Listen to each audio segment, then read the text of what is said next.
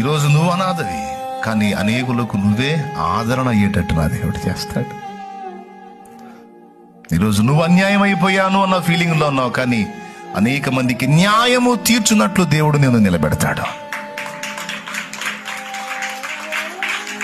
నువ్వే అనేకులకు న్యాయము తీర్చే స్థితిలో నిన్ను నిలబెడతాడు దేవుడు.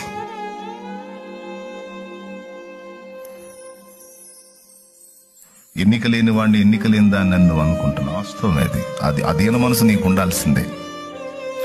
సమాజం కూడా నిన్ను అలానే అనుకుంది, డోంట్ వరీ అంటుంది. Don't worry. ఫ్యామిలీ అలానే అంటుంది, డోంట్ వరీ. ఈ మాటలని నువ్వు పడ్డావు కదా, అప్పుడు దేవుడు అంటాడు, రైట్, నేను ఇప్పుడు నిన్ను ఎన్నుకున్నాను రా అంటాడు. ఆయన నిన్నే ఎన్నుకున్నాను రా.